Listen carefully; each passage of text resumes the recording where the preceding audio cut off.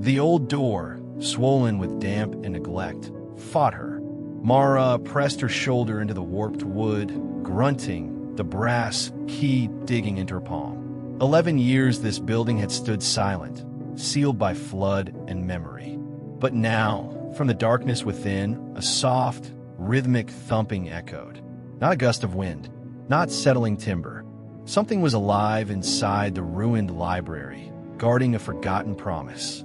You're about to witness an incredible story of quiet loyalty, the enduring power of a promise, and a truth Mara never expected to find within those crumbling walls.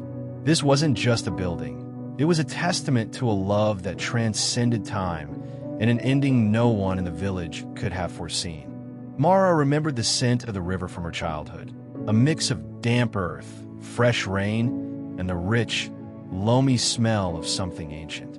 It mingled with the dry, comforting aroma of old paper and dust inside her grandfather's tiny reading room, perched precariously above the bank.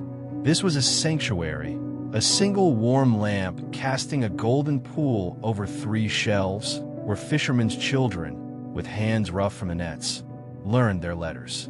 Grandpa Elias, his spectacles perched on his nose, would trace letters on their palms, his voice a low, comforting rumble. Mara loved those evenings. She'd sit on a stool, listening to the rain on the tin roof, watching the river swell below. She remembered the day he called her to his side, his breath a little shallow. He pressed a small, cold brass key in her hand. "Keep the light on for them, little bird," he'd whispered, his grip surprisingly firm despite his weakening frame. "Promise me you'll open it again." Mara, barely 10, had nodded solemnly, the weight of the key feeling like a sacred trust. Then came the great flood. It wasn't a gentle rise. It was a hungry surge, swallowing the ground floor, leaving the building waterlogged and condemned. The village board sealed it, a sad testament to nature's indifference. Mara, heartbroken, tucked the brass key into a forgotten drawer in her new city apartment. A promise made to a dying man, impossible to keep. Years passed, each one adding another layer of dust to the key. But every time she opened that drawer, it gleamed, a silent accusation, a tiny metallic whisper that refused to let her forget. She told herself the past was gone, but the past, like the river, had a way of finding its way back. Life in the city was a relentless blur of deadlines and fluorescent lights. Mara worked long shifts, the cacophony of urban life a constant drone that helped dull the quiet ache of unfulfilled promises. She'd built a new life, a logical, practical one, far from the whimsical, watery world of her childhood. But sometimes, in the quiet hours of the night, a flicker of a warm lamp, a memory of a child's earnest face, would pierce through the urban clamor. The brass key remained, a stubborn anchor to a past she couldn't quite sever. The decision to sell the old building was born of practicality. It was a crumbling liability, a financial drain. Time to cut ties, her solicitor had advised. Let go of what's gone. It felt like a betrayal, but also a relief, a final, definitive closing of that chapter. The journey back was a strange pilgrimage. The familiar landscape was both comforting and unsettling, the river still carving its path, an ever-present force. She hadn't visited the village in years, preferring to remember it as it was, not as it had become. The old building stood slumped and forlorn, overgrown with tangled vines, its windows gaping like hollow eyes. The air hung heavy with the smell of damp earth and decay. The river, though subdued, hummed its constant song just below. Mara approached the main door, a heavy, splintered slab of wood. She slid the old brass key into the lock, a surprising perfect fit, and turned. The mechanism groaned, but the door remained stubbornly shut, swollen tight in its frame. She pushed, then pulled, shoulders aching, the frustration mounting. This was it then? The final, inglorious end of a childhood dream. But just as despair began to settle, a soft, almost imperceptible thump echoed from the dark interior. Then another, and another. Something was inside. The thumping grew louder, a soft, rhythmic insistence that defied logic. With a surge of adrenaline, Mara braced herself against the splintered frame, and with a final, desperate heave, the old door lurched inward, groaning like a wounded beast. A wave of cold, stagnant air rushed out, carrying with it the smell of damp earth and something else, something alive. The interior was a cavern of shadows.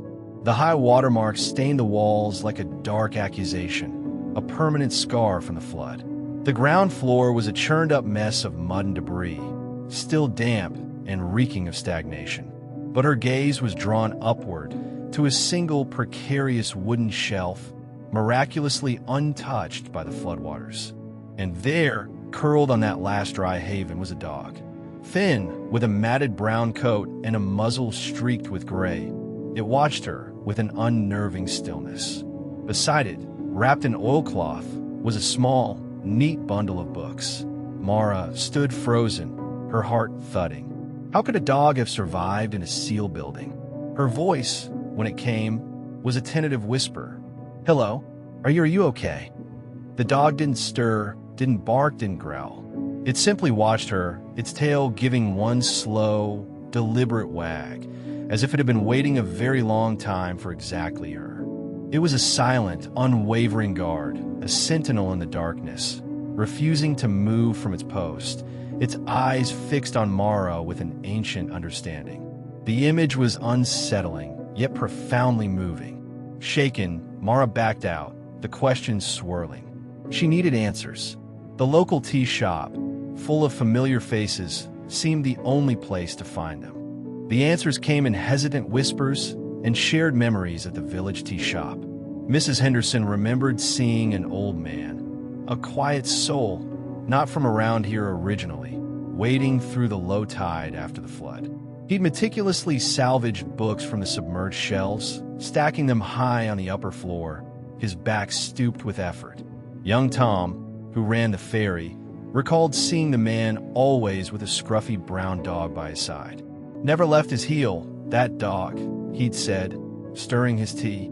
The old man would share his supper with it, right there on the bank. Then came the revelation that struck Mara to her core. Old Man Davies, they called him, Mrs. Henderson sighed. Past 2 winters ago, he did. Just went in his sleep. Everyone figured the dog would go too, but it stayed. It just stayed by the old library. Watched the stairs every evening at dusk, like it was waiting for someone to turn on a light. Mara felt a jolt of profound understanding. The promise she believed she'd broken, the light she thought she'd failed to keep on, had never actually gone out. A kind stranger, and then this loyal, silent dog, had been keeping it for her, one rescued book at a time, one unwavering vigil, holding the light in trust until she was ready. The shame she'd carried for years dissolved, replaced by a wave of gratitude that brought tears to her eyes. She returned to the old building, a new purpose burning within her. The dog was still there, a silent sentinel. Mara knelt on the damp floor, reaching out a hand slowly. This time, the dog leaned into her touch. Carefully, reverently, she unwrapped the oilcloth bundle. Inside, perfectly dry and preserved, was her grandfather's reading lamp, its brass glowing softly in the faint light filtering through the door. It was more than a lamp. It was a symbol, a beacon of a promise kept through quiet dedication. 6 months later, the little library above the mended riverbank hummed with life once more. One warm lamp glowed in the evening, casting its familiar golden light. Children, their faces bright with curiosity, traced letters on the pages of old books. And in the doorway, an old brown dog, a little less thin, a little more gray, slept peacefully, its vigil complete.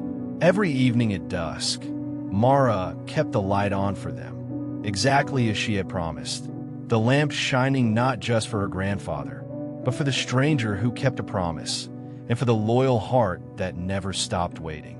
What an incredible story of quiet dedication and the unexpected ways a promise can be kept alive.